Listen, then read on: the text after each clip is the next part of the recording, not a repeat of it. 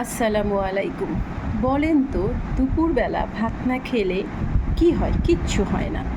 এই ধরনের গরম গরম সিঙ্গারা, তার সাথে যদি থাকে দুধ চা, আর সিঙ্গারার স্বাদ বাড়াতে থাকে চাকচাক করে কেটে রাখা পেঁয়াজ আর সবুজ কাঁচামরিচ, তবে কেমন হয়?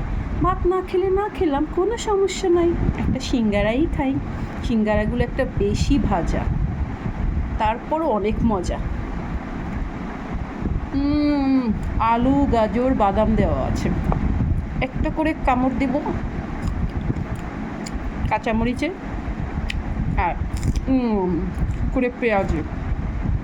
দারুণ একটা খাবার। আমার তো সকাল বিকাল রাত্রে চা, সিঙ্গারা, চা, সমুচা এগুলো হলে আর কিছুই লাগে না। আপনারা কি এ ধরনের খাবার খেতে পছন্দ করেন?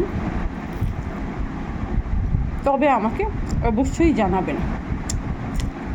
কামড়ে কামড়ে মজা, সেই স্বাদ। এরপর যদি হয় আবার চা, আর কি লাগে?